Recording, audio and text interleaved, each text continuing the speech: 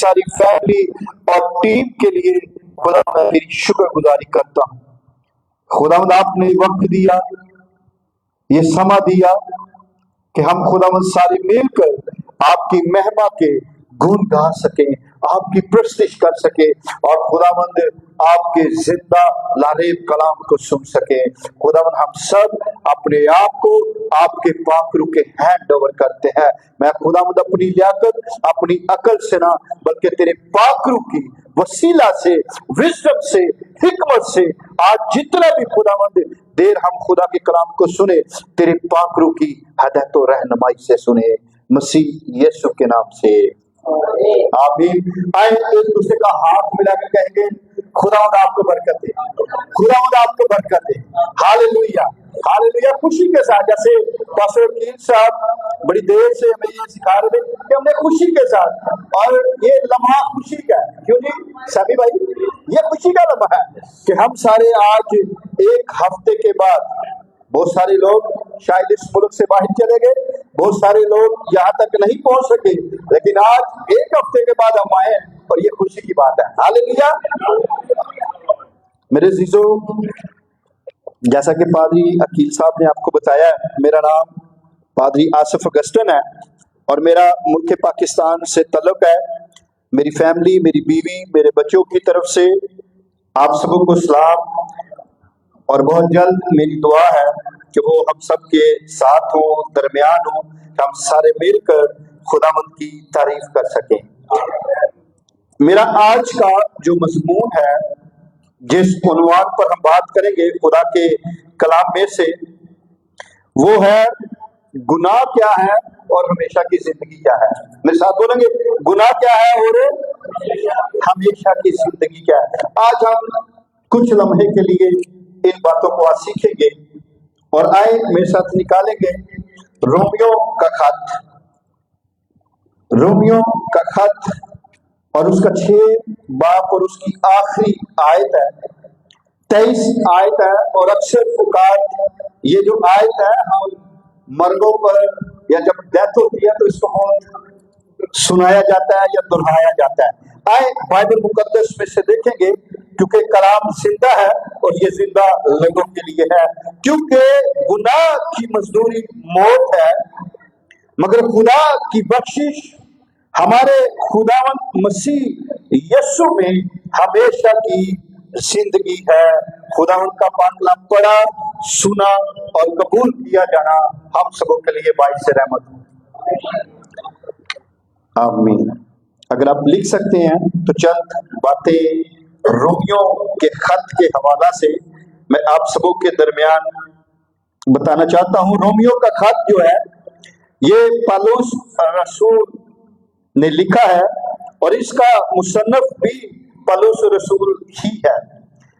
इसका जो मरकजी मुकाम है, जब ये खत लिखा गया, और इसका जो मरकजी मुकाम है वो रोम है, और इसकी कुल अबवाब जो है, इस खत के टोटल चैप्टर जो हैं वो 16 हैं, और इसकी जो टोटल आयतें हैं, आयात हैं, वो 433 है। कितनी आयात है जी?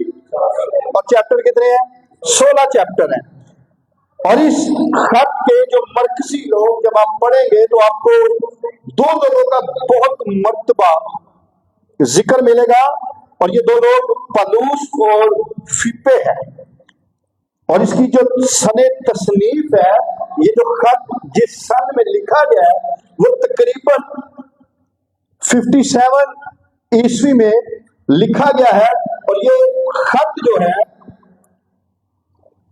जब हम सारा खत पढ़ते हैं तो इसमें जो खास बात है, जो पौलुस रसूल उस वक्त रोमियो की कलीसिया का ध्यान लगाना चाहता था, और आज हमारा ध्यान भी इन बातों की तरफ लगाना चाहता है। इस खत में हमें गुनाह, निजात, तरक्की, खुशहाली, हमेशा की जिंदगी, खुदा की हाकमियत की तालीम मिलती है। जब हम इस खत को पढ़ेंगे, पहले चैप्टर से लेकर 16 चैप्टर जब आप पूरे पढ़ लेंगे, तो आपको इसके अंदर शरीयत मिलेगी, खुदा के कवानीन मिलेंगे, खुदा के साथ जिंदगी गुजारने के तरीके मिलेंगे, और इसके साथ साथ आपको खुदा की हाकमियत के बारे में भी पता चलेगा, और इसके साथ साथ निजात के बारे में भी पता चलेगा, और इसके साथ साथ मसीह के साथ चलने में किस तरह हम तरक्की पाते हैं वो भी हमें पता चलेगा। आमीन।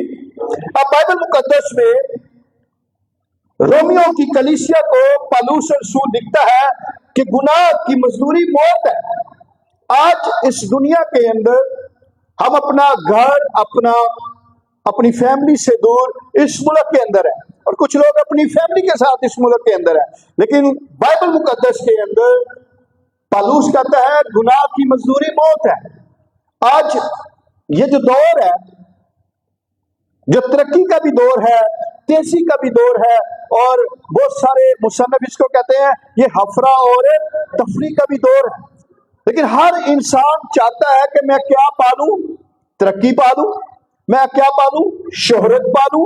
वो हर तरह के हथकंडों को यूज करने की, इस्तेमाल करने की कोशिश करता है कि मैं क्या कर लूं, मैं क्या कर लूं जी, शोहरत पालूं, कामयाबी पालूं, और मैं अपने पड़ोसी से, या मैं अपने भाई से, या मैं अपने इलाके में, या मैं अपने मुल्क में क्या करूं जी, शोहरत वाला बन जाऊं। लेकिन उस शोहरत को पाने के लिए, उस तरक्की को पाने के लिए हम करते क्या हैं? हम ऐसे ऐसे कई मर्तबा गुनाह कर देते हैं, या हमसे वो गुनाह सरजद हो जाते हैं कि जिसकी वजह से हम खुदा से दूर हो जाते हैं।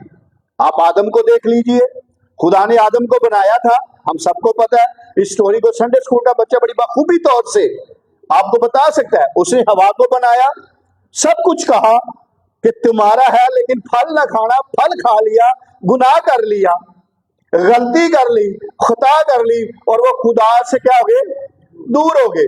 हाँ, बेशक बाइबल कहती है कि खुदा ने कहा था कि जिस दिन तुम फल खाओगे तुम मर जाओगे, लेकिन आदम मरा नहीं है, आदम जिंदा रहा है। लेकिन उसकी सेपरेशन जो हुई है, उसकी जो अलग हो गई है, उसकी जो दूरी हो गई है, वो किससे हो गई है, बाप से। किससे हो गया जी, किस वजह से, फल खाने की वजह से ना, बात ना मानने की वजह से वो खुदा से दूर हो गए, और खुदा ने उनके साथ मिलना बंद कर दिया, खुदा ने उनके साथ बात करनी बंद कर दी।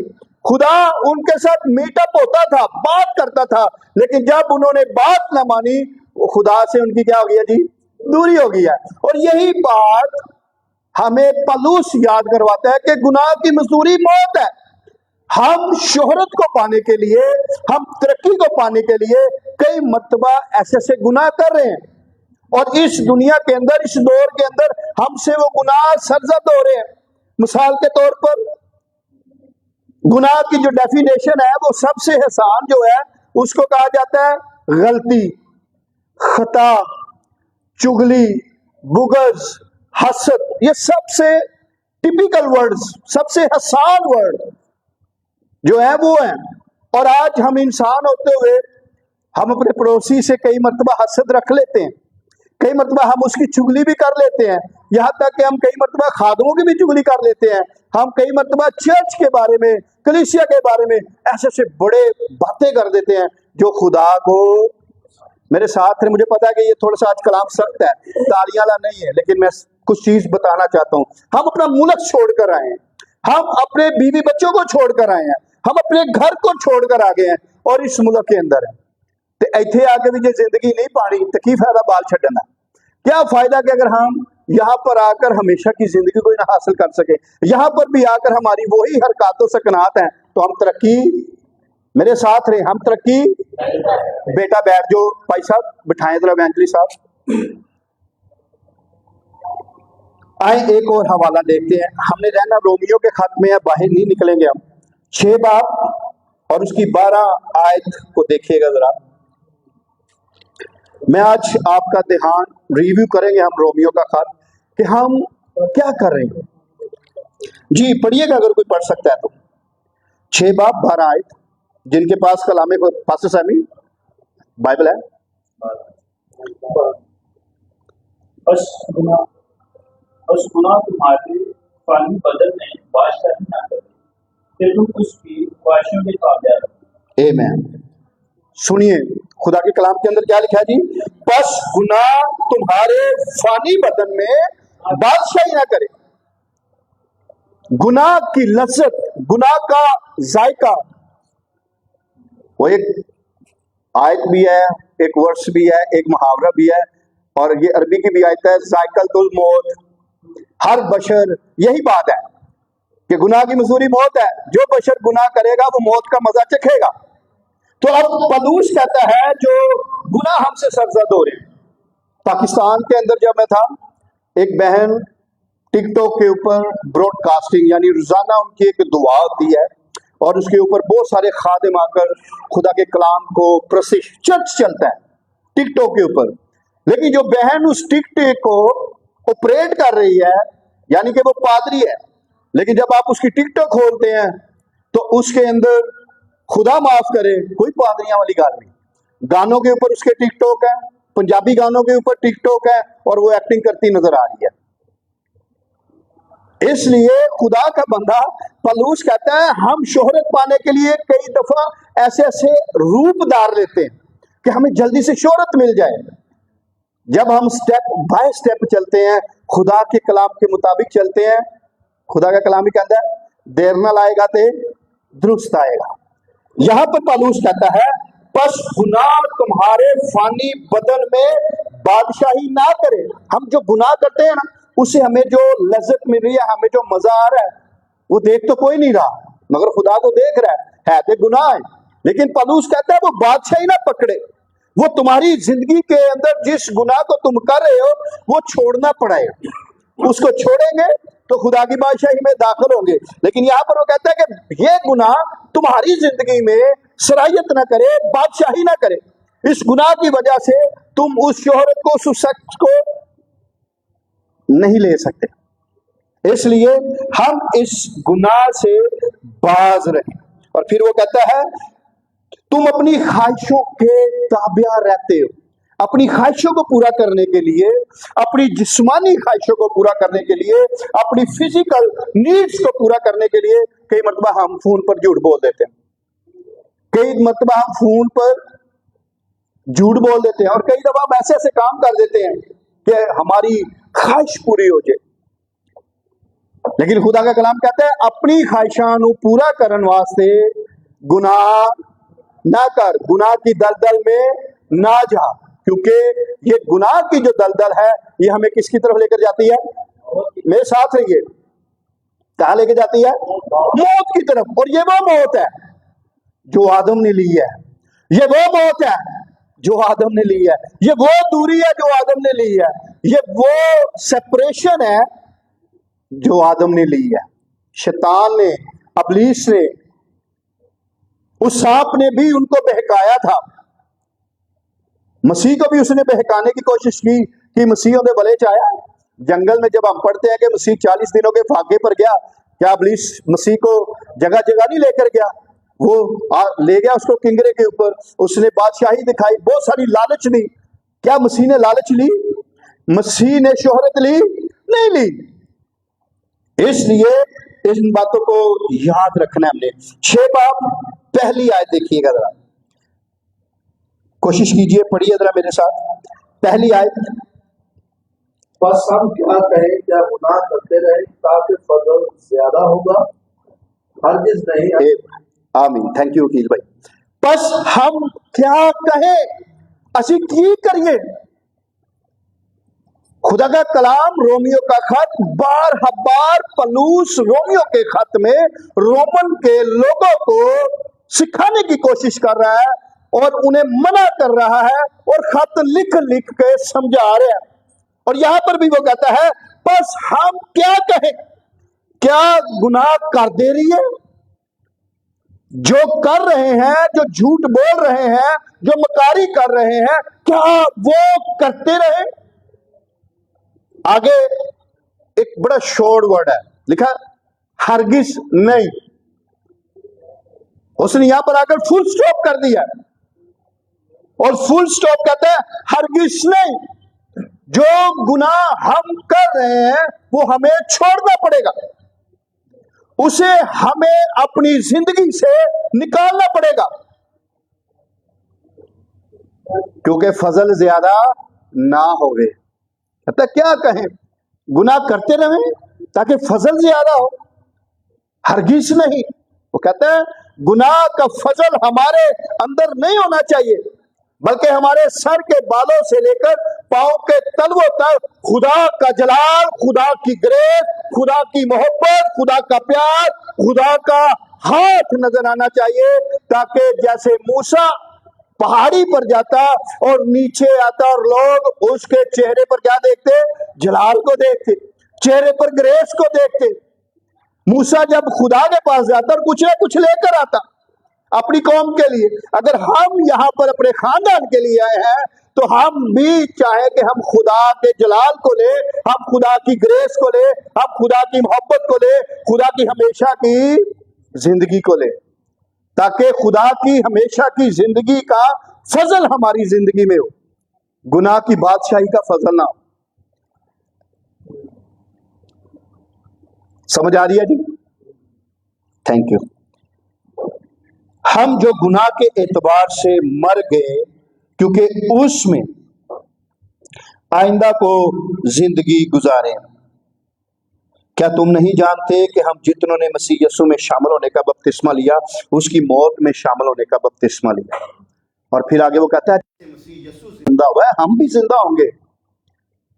मगर बहुत सारे मेरे भाई, हमारी फैमिलीज, हमारे बच्चे मसीह में शामिल हो जाते हैं, लेकिन फिर काम हमारी जिंदगियों के अंदर अबलीस के जाहिर होते हैं। ये भाई को उठाइएगा जरा, एल्बर्ट भाई। कई दफा नींदर आ जाना भी साढ़े लिए ठीक नहीं है। खुदा चाहता है कि हम जिंदगी पाएं और कसरत की जिंदगी पाएं। खुदा चाहता है कि हम क्या पाएं? जिंदगी पाएं और हमेशा की जिंदगी पाएं। और खुदा के कलाम के अंदर लिखा है कि तू हमेशा की जिंदगी का ताज पाएगा। आए एक हवाला और देखते हैं, ज़बूर 34। ये मेरा फेवरेट वर्सेस भी है और मेरा फेवरेट जो है ये पूरा चैप्टर भी है, लेकिन इसकी जो आयत है वो 4 पढ़ेंगे। देखिए जरा, एक दहशत ने हमें घेरा हुआ है, एक दहशत ने हमें कवर किया हुआ है, और एक दहशत के खौफ के अंदर हम अपनी जिंदगी गुजारे हैं, और उसका नाम है गुनाह, उसका नाम है शरारत, उसका नाम है खता, उसका नाम है गलती।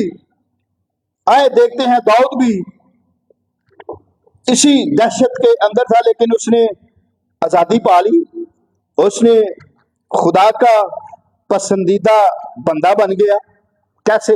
आए देखते हैं, 34 बाब 4 आए। मैं खुदावन का तालब हुआ और उसने मुझे जवाब दिया और मेरी सारी दहशत से मुझे रिहाई बख्शी। उन्होंने उसकी तरफ नजर की और मुनव्वर हो गए, और उनके मुंह पर कभी शर्मिंदगी ना आएगी।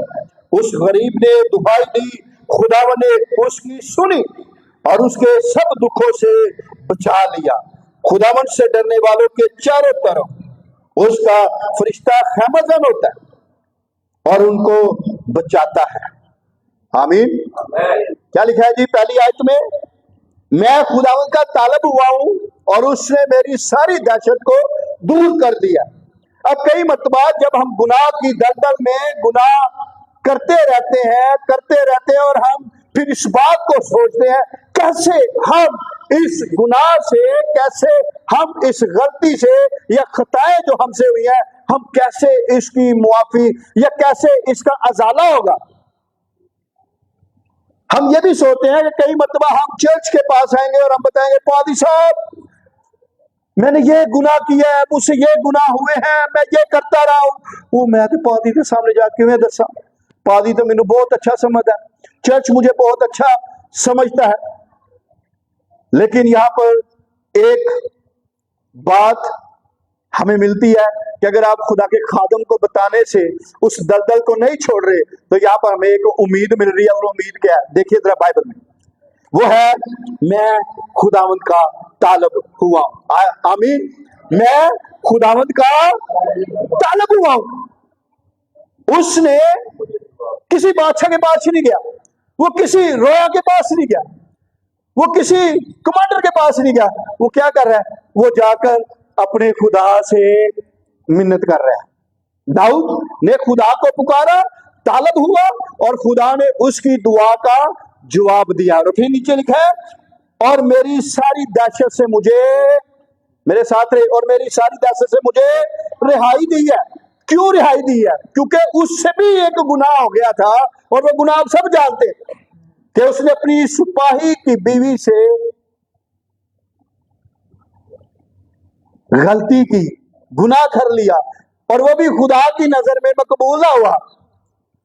और वो जो गुनाह उसने किया, उस गुनाह की वजह से उसका बेटा भी पैदा हुआ और वो भी मर गया। लेकिन वो पछताता है, और कई मरतबा जब रोजे होते हैं हम कहते हैं दाऊद 3 दिन के रोजे में रहा। यहां पर वो इस गुनाह की दहशत के अंदर है कि कर बैठा हुआ हो, मेरे को गलती होगी, हम भी करते हैं, हम भी ये सोचते हो मेरे को एक गुनाह हो गया, मैं तो वर्शिप करना वा, मैं तो प्रिसाइडिंग करना, मैं कलाम सुनाता हूं, मैं तो रूहों को बचाता हूं, और मुझसे ये गुनाह हो गया, ओ आप, और हम अपनी खिदमत को छोड़ देते हैं। आहिस्ता आहिस्ता हम कीबोर्ड से, वर्शिप से दूर हो जाते हैं, दाई से, चर्च से, खादम से हम दूरी इख्तियार कर लेते हैं। लेकिन मेरी बहन, मेरे भाई जो हमें लाइव देख रहे हैं, जो हमें यहाँ पर सुन रहे हैं, मैं आपको एक बड़ी उम्मीद देना चाहता हूँ, और वो दाऊद की जिंदगी से है। वो कहता है, मैं खुदा का तालब हुआ और उसने मेरी दुआ को सुन लिया और मेरी सारी दहशत से मुझे रिहाई बख्शी है। अगर आज आप गुनाह की दलदल में है, आप गुनाह के अंदर है, खुदा आपको रिहाई बख्शने वाला है, खुदा आपको रिहाई देने वाला है, क्योंकि वो कहता है, मत घबरा, मैं तेरे, वो मेरे साथ है, वो आपके भी साथ है, उसका वादा है। मत दूर हो, आप खुदा के पास आए, उसके कलाम के पास आए। फिर वो कहता है, उन्होंने उसकी तरफ नजर की और मुनव्वर हो गए, और उसके मुंह पर कभी शर्मिंदगी ना आएगी। शर्मिंदा नहीं है वो। अब जब उसे खुदा का वो तालब हो गया, सारी शर्मिंदगी के पर्दे फट गए। और कई मर्तबा जो हम गुनाह करते हैं, वो शर्मिंदगी हमारे अंदर होती है, हम उस शर्मिंदगी को फील करते हैं। लेकिन जब हम खुदा के पास आ जाते हैं, खुदा गुनाह मुआफ करने वाला है, उसके पास कुदरत है, इख्तियार है कि वो आपके गुनाहों को क्या कर सकता है जी, माफ कर सकता है। और ये जो गुनाह उससे हुआ था, देखिए बाइबल के अंदर खुदा ने उसे कहा, ऐ दाऊद तू मेरे दिल के, मेरे साथ रह जरा। यहां पर कलाम खुलेगा थोड़ा सा आपके लिए। क्या हुआ जी, मेरे दिल के मुआफिक है, तू मुझे पसंद, आई लाइक यू। यहां तक तो मैं इंग्लिश में कह सकता हूं, खुदा शायद उनका, दाऊद आई लव यू, तू मेरे दिल के मुआफिक है, तू मैनू चंगा लगा है। इसलिए आज के दौर के अंदर लोग पता क्या कहते हैं, किसी को काम पसंद नहीं आता, चम पसंद आता है। ऐसा है कि नहीं, ये कहावत है।